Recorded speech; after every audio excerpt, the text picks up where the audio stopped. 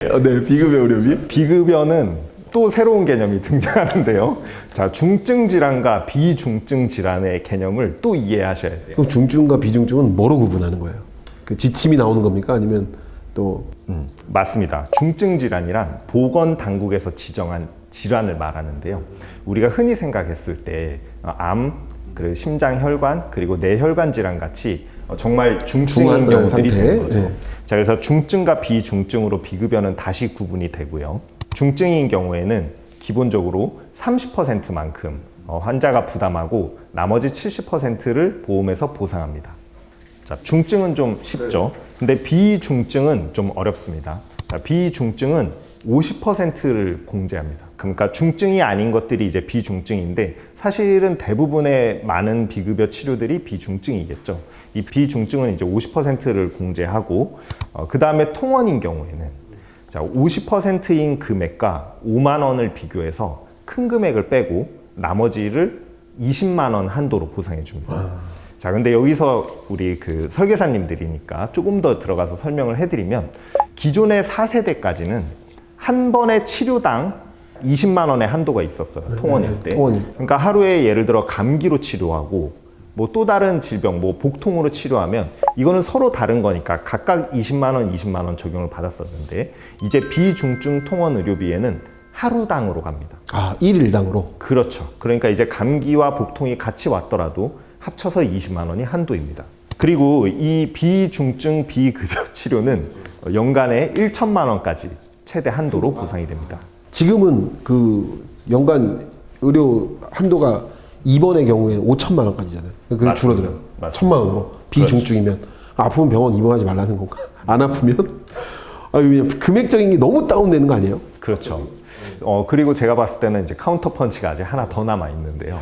자, 이 비중증 치료비 중에서도 또 제외되는 항목이 있습니다.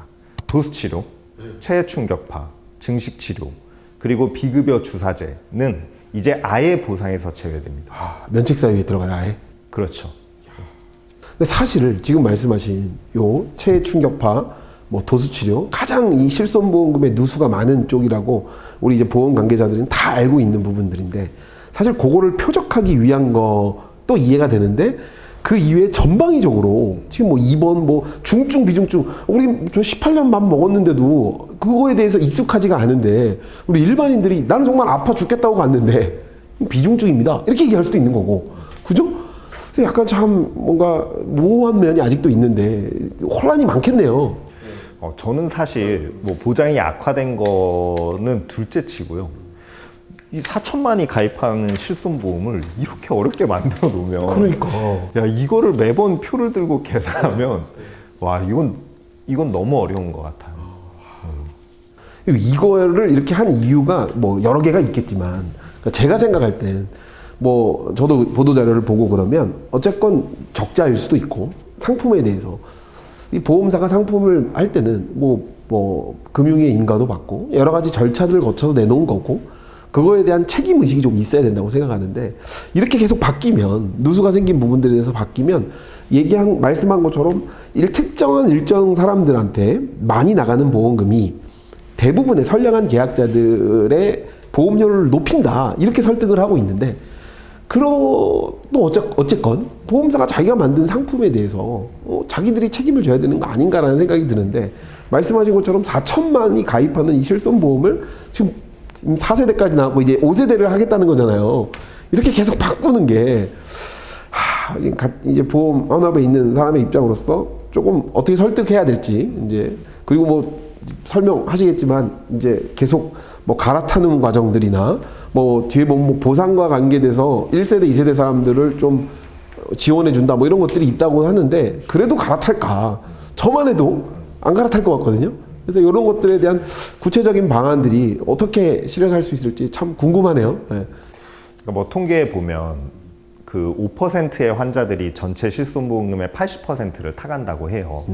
뭐 말씀하신 것처럼 그런 부분을 잡기 위해서 이런 변경이 있는 건 이해하지만 근데 또 쉽게 생각하면 이렇게 많이 타가는 분들한테만 많이 할증하는 제도를 도입하면 뭐 쉽게 해결이 되고 기존에 있는 분들은 또 필요할 때 혜택을 받을 수 있을 텐데 이렇게 개정을 한다는 거에 대해서는 좀 의아하기도 하고 무엇보다도 앞서도 말씀드렸지만 이렇게 어렵게 만들면은 제가 봤을 때는 이제는 실손보험 어떻게 보상받는지 계산해주는 뭐 학원이나 강의를 따로 만들어야 될 것 같아요. 야, 아니, 우리나라에서 지금 사실 실손과 관련된 손해사정을 가장 많이 하는 대표님마저도 이게 어렵다고 하면, 일반의 소비자는 물론이고, 지금 현업에 있는 손해사정사들도 사실 실손 같은 경우에는 또 이런 뭐 외주 업체도 주면서 진행을 많이 하는 걸로 아는데 굉장히 어려워지겠네요. 어려워지고, 사실 보험은 쉽고, 명확해야 된다 생각하는데 저는 점점 더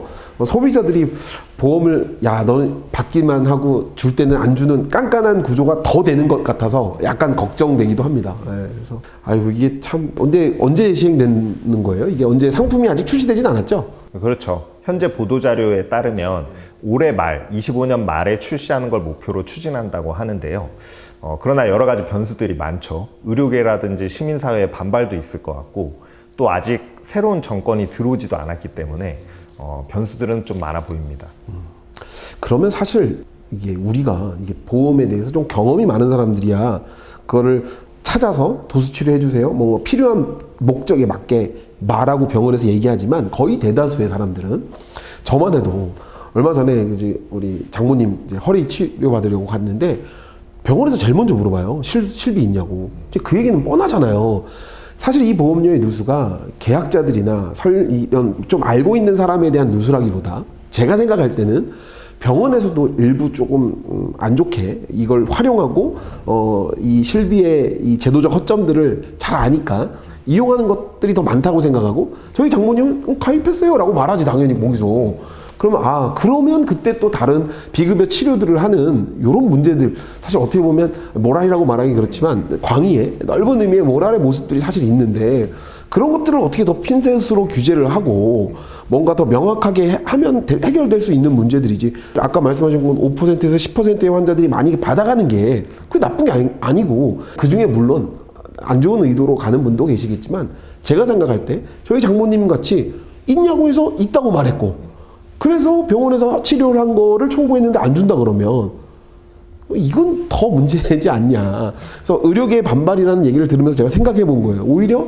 그런 구조들의 제도들을 좀 촘촘하게 하는 게 더 쉽지 않냐. 이게 당장 이거 그냥 5세대로 바꾸는 게 문제라고 생각되지는 않는데 어떻게 생각해요, 대표님? 네. 저도 그렇게 생각하고요. 네. 다만 이번 개편안에 보면 앞으로 병원에서 실손보험이 적용된다는 광고를 하지 못하도록 단속하겠다라는 내용이 있어서 그런 부분은 좀 반영이 될 것 같습니다.